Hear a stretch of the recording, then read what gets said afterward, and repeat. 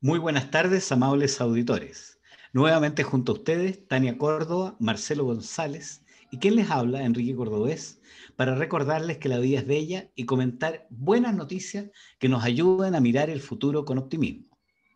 Ayer se produjo un inédito cambio de mando en Estados Unidos con 25.000 soldados desplegados en el corazón de Washington y sin la presencia del mandatario saliente.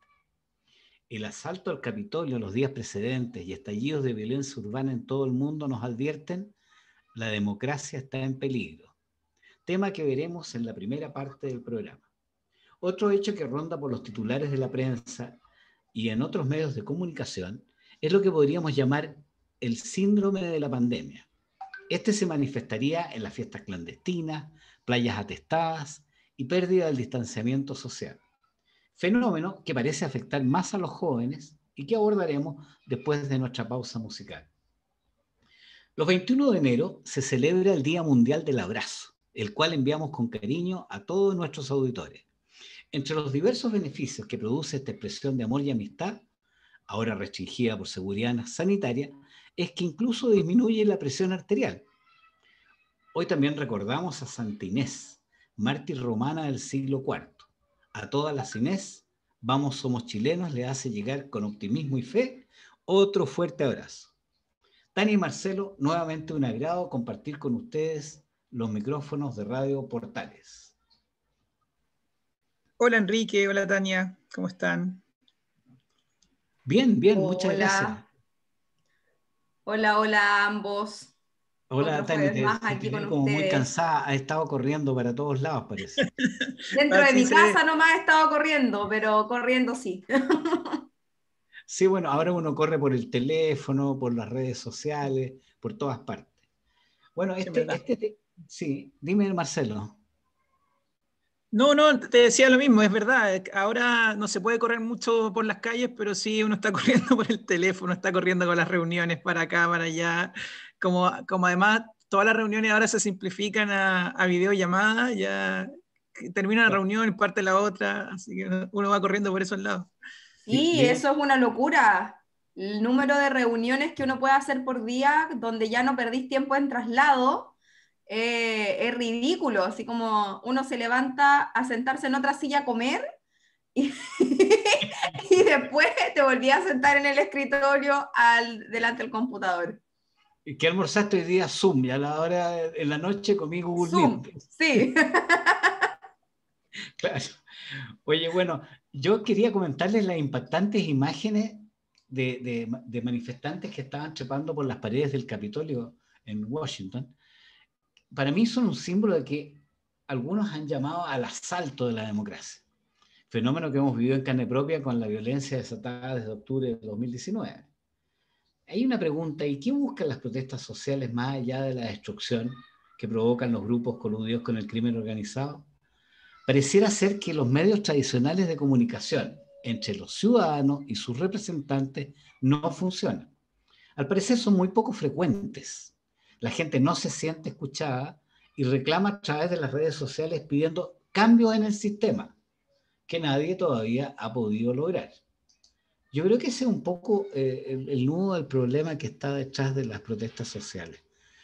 Grandes masas de población que tratan de llegar a las autoridades por canales que funcionan muy deficientemente. Mensajes que no llegan a las personas. Los mismos encuestas nos dicen que la clase política en general no representa a las personas. ¿Qué opinan ustedes de este tema? Sí, mira, yo estoy bien de acuerdo. De hecho, si uno hace un pequeño repaso de cómo llegó Donald Trump a Estados Unidos, que podríamos, en cierta forma, señalar como la primera piedra de origen a esto ya de forma masiva como el populismo en el poder, hay una explicación importante respecto también al sistema bipartidista que había en Estados Unidos y cómo también eso había generado un descontento significativo en la población, porque habían ciertos temas que salían de este bipartidismo, de esta discusión que tenían estos dos partidos, el republicano y el demócrata, que generaba entonces que cualquier persona que viniera a tratarlos, los tratara en una idea de juego suma cero, donde al final ese tema era el relevante y por tanto ahí había que salir a discutir y a marchar y estar en contra un poco del establishment. Entonces, obviamente las redes sociales son un tremendo caldo de cultivo, un tremendo canalizador de esas discusiones que muchas veces en la política más estructurada no se estaban tomando, y las redes sociales en cierta forma también, si uno ve, fueron un actor importante en la candidatura, en la presidencia de Donald Trump, al punto de que finalmente terminó hasta censurado, podríamos decir alguno, o incluso excluido para otros por no cumplir con las reglas de esa plataforma. Así que sí, yo estoy de acuerdo. Yo creo que hay temas importantes ahí que ver en términos de redes sociales. Las redes sociales generan cajas de resonancia, generan polarización en algunos casos por culpa de los algoritmos o sea, si uno ve al final qué quiere una red social, que las personas pasen el mayor tiempo posible en su red social, porque ahí es donde empiezan a monetarizar y empiezan a ganar dinero, y eso al final lo que hacen es tratar de buscar gente, asociarte de gente que piense parecido a ti, cosa que tú te mantengas más tiempo ahí en la plataforma. Entonces, eso genera finalmente menor espacios de discusión, mayor tolerancia a la frustración cuando uno lee algo que no le gusta, porque ya estás acostumbrado a estar en esta burbuja donde estás conversando o estás interactuando normalmente con gente que piensa igual que tú. Entonces, son esos atributos o esas características que van poniendo en jaque la democracia, porque la democracia finalmente se trata de buscar consenso entre puntos distintos. Sí, estoy de acuerdo con Marcelo. Yo creo que, y acá en Chile igual lo vemos, como decía Enrique, con la manifestación ahí explícita que hemos visto de violencia desde el 18 de octubre ya de hace más de un año, estamos hablando del 2019. Pero también lo que pasa en la polarización, y yo lo veo un poco simbolizada con los presidenciables que tenemos mejor rankeados en Chile. Los que le están yendo mejor en las encuestas son, por un lado, un PC, y por el otro lado, un histórico de la UDI, los dos extremos que tenemos dentro del espectro tradicional de la política en Chile. Entonces, y yo creo que en parte eso se debe también a esta suerte de homogeneización que nos muestran las redes sociales. El dilema de las redes sociales, como está ahí en el documental de Netflix, precisamente hace eso, que nosotros nos vayamos reafirmando nuestras ideas, viendo cada vez más personas que tienden a la polarización, y tendemos nosotros mismos a polarizarnos porque creemos que lo que nos muestran las redes sociales es la realidad. Y la realidad no está en el computador, no está en las redes sociales, está allá afuera, está fuera de las casas, está en el compartir, en el salir, en la interacción real con otro ser humano. Y me parece sumamente nocivo lo que ha ido pasando con estos caudillos, con estos populismos, que paradójicamente vienen del país que cuida la democracia.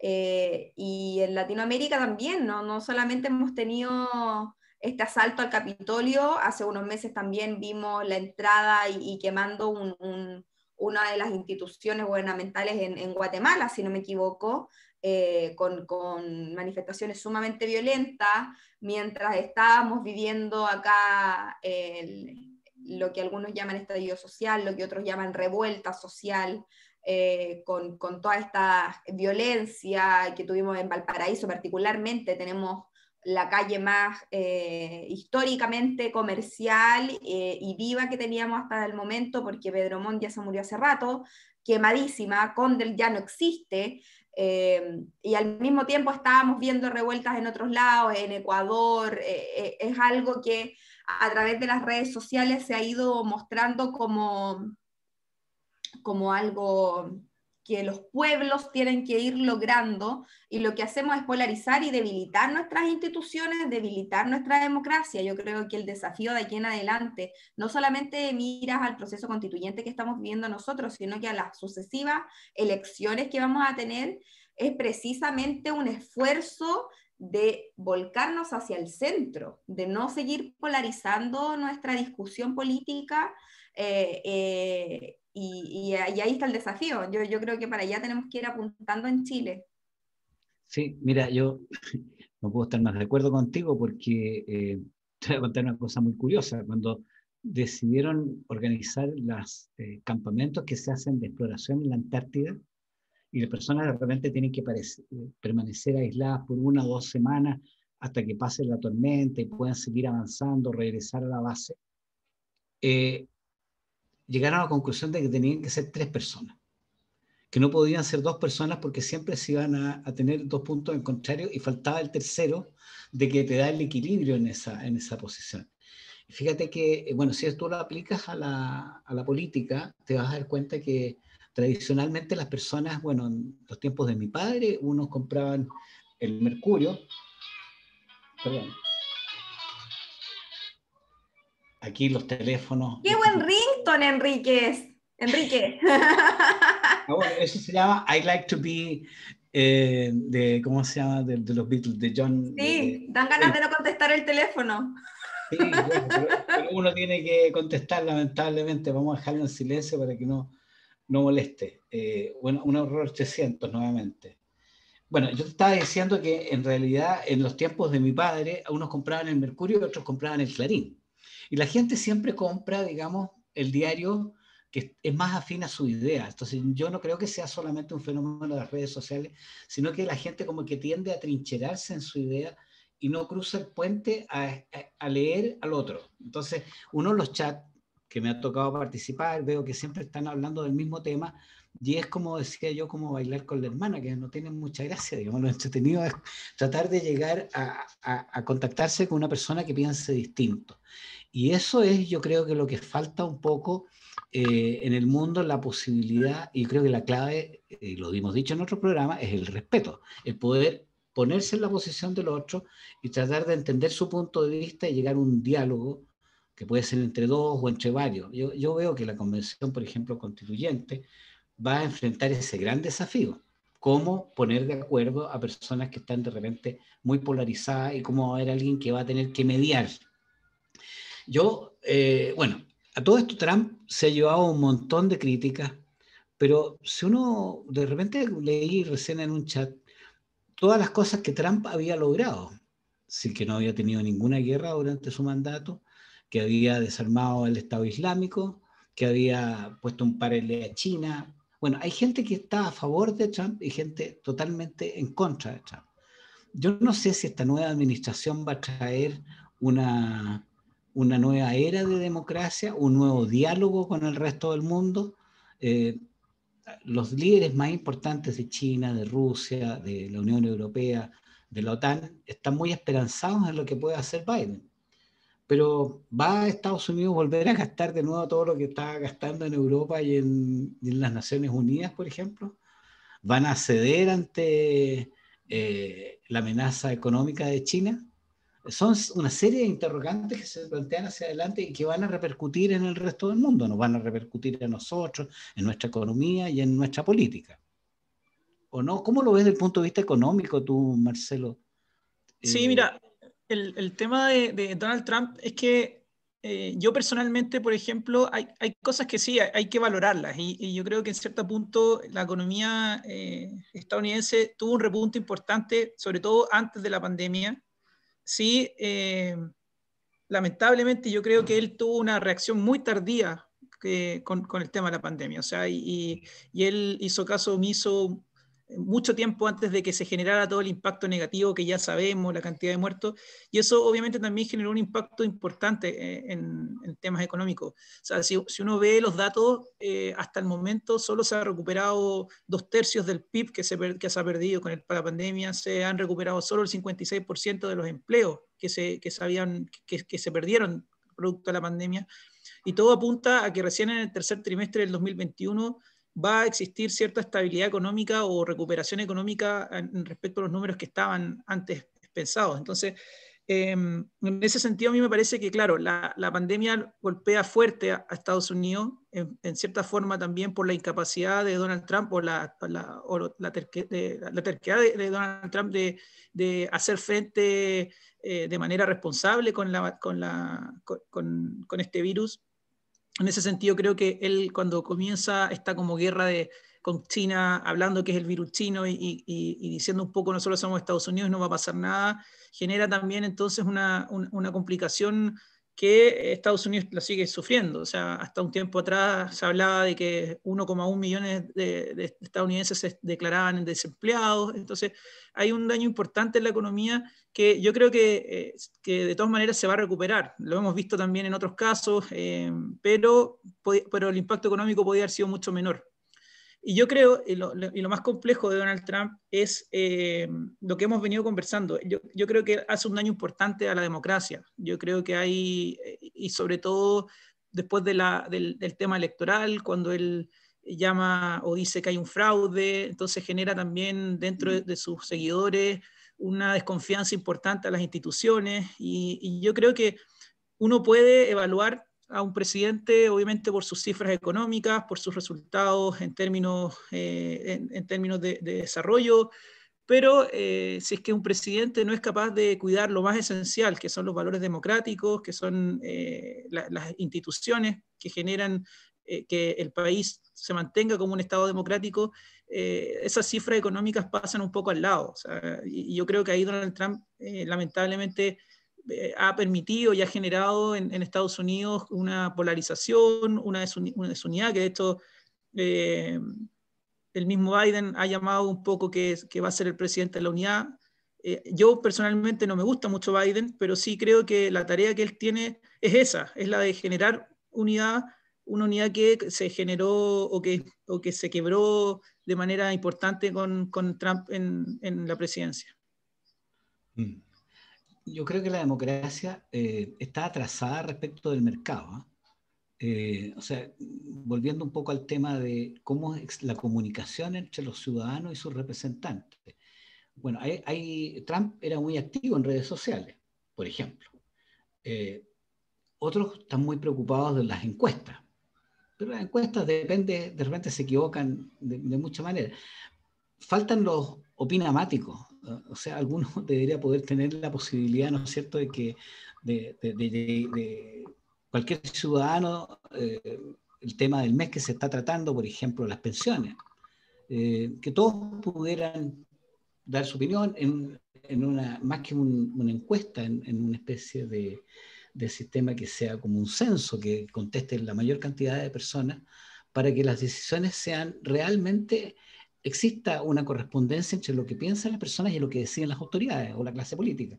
Pero eso se podría hacer ahora. O sea, antes era impensable hablar con 100 millones de personas, pero ahora con los medios de comunicación existen los mecanismos, pero a lo mejor no existe la disposición de estar siempre atento a escucharla.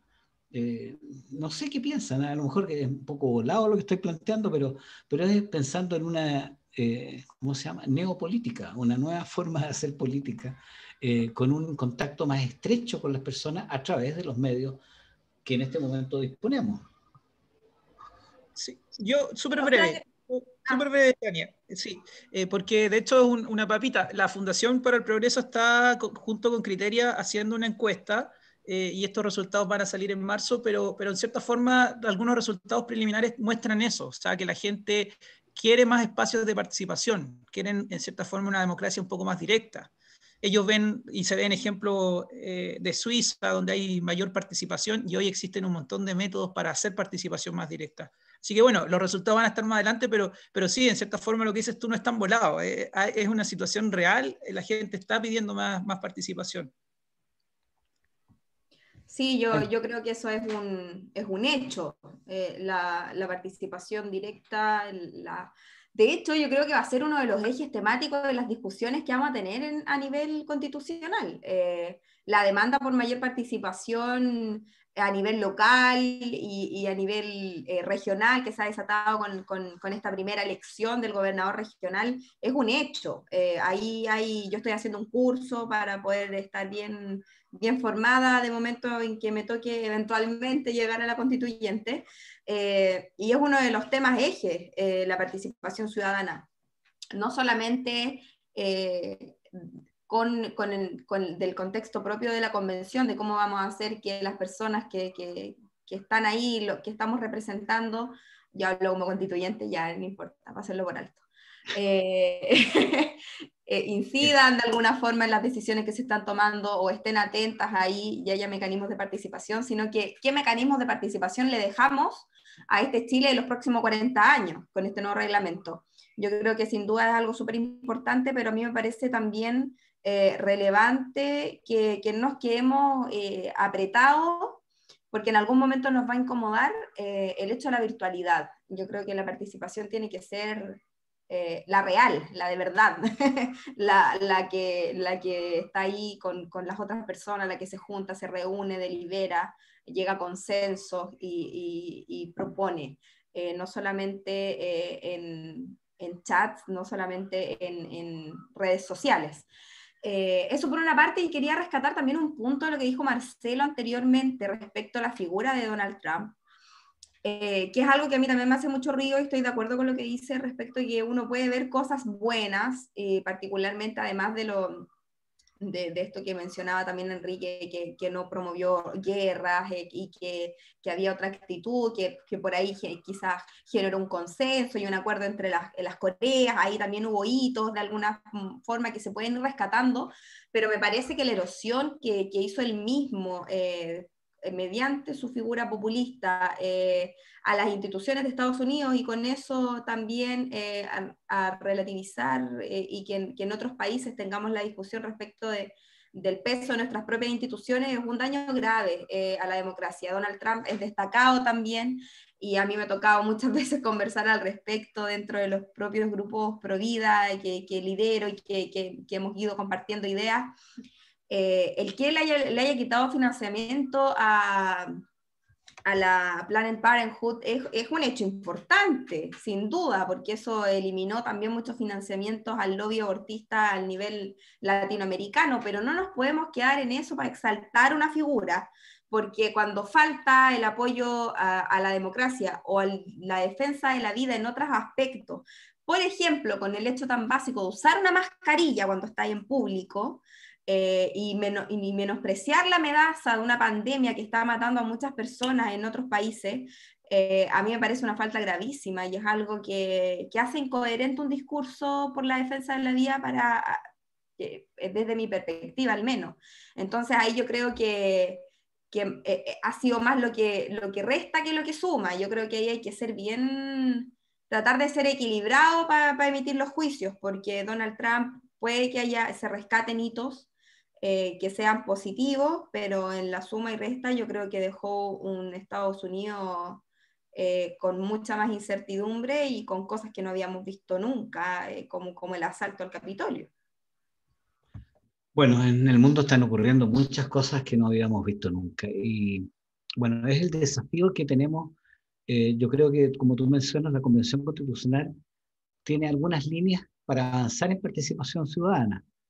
Una de ellas es los medios digitales, como te mencionaba. Yo creo que eso nos permite establecer algunos mecanismos de participación, pero también las reuniones presenciales. Esto que hablan de las semanas distritales de los parlamentarios, yo no sé si efectivamente logran reunirse con todos los grupos de personas que los eligieron. Yo creo que eso no se da. Entonces, finalmente es como que uno le da un voto de confianza con el sufragio a una determinada persona que le ha planteado ideas con las cuales uno se identifica, pero esa persona nunca más te llama, nunca te preguntó, nunca supiste qué pasó hasta 4 años después, digamos. Entonces, ahí hay un tema, y ese es un tema que tiene que ir por el lado, punto uno, de los medios digitales, y por otro lado, tiene que ir también por establecer mecanismos de eso que decías tú, Tania, una reunión presencial, un entregar tiempo para tratar al resto. Y tercero, yo creo que también, así como dijiste, yo estoy haciendo un curso para la convención, yo creo que es necesaria darle mayor relevancia a los centros de opinión, a los centros de estudio, a los que llaman tan elegantemente los think tank, porque realmente un parlamentario, un representante de los ciudadanos, no puede ser experto en todos los temas. Y tendría que haber un mecanismo para que estos hagan efectivas asesorías, no que sean copy-paste de Internet, sino que puedan realmente hacer asesorías con un punto de vista técnico y con una base de opinión ciudadana. Entonces, con nuevos medios digitales, con nuevos mecanismos de participación real y efectiva, y con apoyo científico efectivo también, yo creo que podemos establecer una democracia que le dé respuesta oportuna a las personas. Porque nos hemos demorado 40 años en darnos cuenta que el 10% de cotización de la AFP no era suficiente. Eso no puede ser. Eso no puede ser. Bueno, yo antes de pasar a la pausa musical, quería comentarles que Nos va a llevar a pasear, Enrique. ¿Para dónde nos lleva a pasear hoy día? vamos a ir a navegar. Como ¡Ah, qué somos de rico! Puerto. Mira, en este programa vamos a recordarnos de quienes a mediados del siglo XIX, 1850, por ahí, zarparon de Valparaíso con rumbo a California, contagiados por la fiebre del oro. Una vez que ellos dejaron por la popa las calmas ecuatoriales y navegaron a la cuadra de San Diego y de Los Ángeles, pueblos entonces testigos de la evangelización española, aunque eran de Estados Unidos, llegaron finalmente a recalar en la gran bahía de San Francisco, que hoy cruza el majestuoso puente Golden Gate que vemos normalmente en todas las postales. En nuestra pausa musical, con el recuerdo de aquellos chilenos aventureros, invitamos a nuestros auditores a escuchar San Francisco en la voz de Scott McKenzie.